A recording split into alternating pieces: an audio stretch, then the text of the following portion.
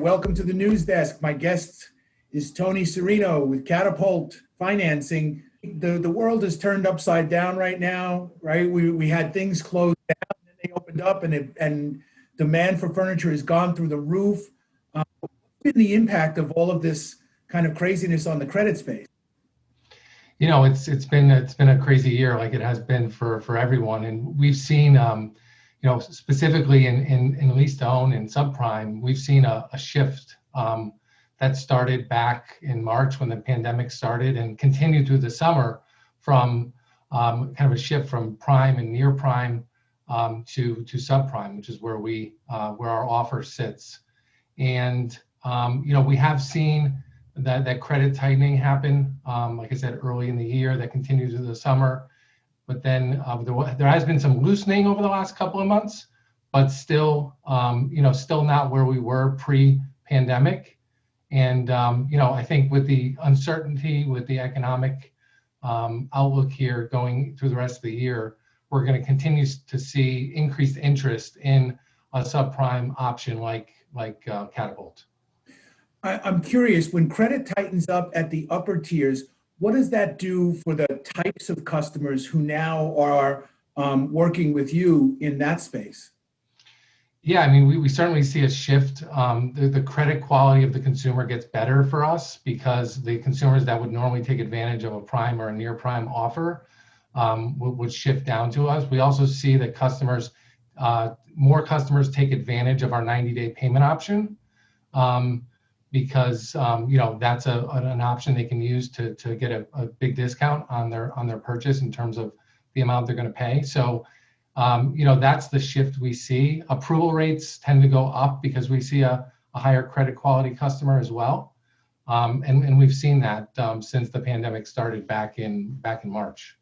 Does that also have an impact on the amount of furniture? In other words, the size of the consumer ticket when they're shopping? Does that give the retailer an opportunity to actually help that consumer with bigger, more purchases, things like that? Absolutely. We've seen our average order value, go up here over the last 6 months, and we've also seen the number of customers that are repeating with multiple purchases go up as well. So, and the fact that we play in e-commerce so much with many of the merchants that we work with, obviously that's had an impact on the business as well, since so many more customers are now shopping online as opposed to in store. Yeah, I wanted to ask you about that. I mean, since when things shut down earlier, the one place that didn't seem affected was e-commerce. But even since things have opened back up, the amount of consumers who are shopping online seems to have just gone up exponentially.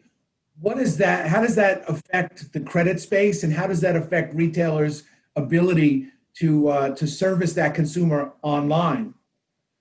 Yeah, we saw a shift back in March to e-commerce that was exponentially higher than what we've ever seen before.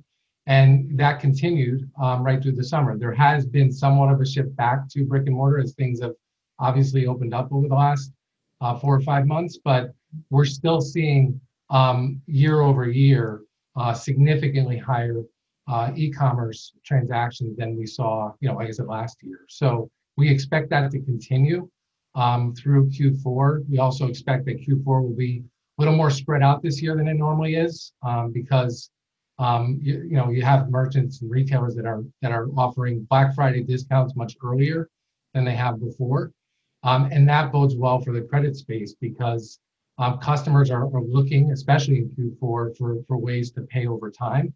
And so whether that's taking advantage of a prime offer or customers that can't qualify for a prime offer that can take advantage of someone like Katapult, we can certainly help them there.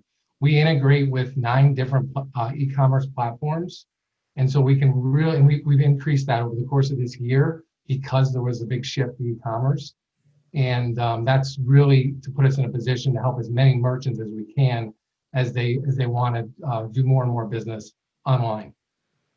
So as retailers are trying to forecast what they're going to need for the rest of this year and then try to kind of align their operations to deal with the kinds of disruptions that we're seeing going into next, what kind of advice or what kind of insight could you offer them as it relates to the credit space? Are there some things that they can do? Are there some preparations they can make? or just things that they need to be aware of to consider as they look ahead? Sure. I mean, make sure that you have the right credit offering for your consumer, and that you can cover the full credit spectrum, from a customer who has, you know, a prime credit score down to a subprime credit score or no credit score at all. And you want to make sure you can service all of those consumers. You also want to make sure that you can do it both online and in store. You know, we've seen what we've seen over the last couple of months, and what we expect going into 2021 is that the e-commerce shift will continue for what we saw against, you know, earlier this year. And so we think that e-commerce has shifted even maybe 5 to 10 years ahead in terms of the percentage of customers that are shopping online.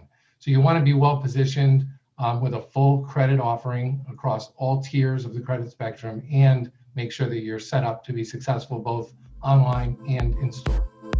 Terrific. Thanks for taking the time with us here today. I really appreciate it. Thank you for having me.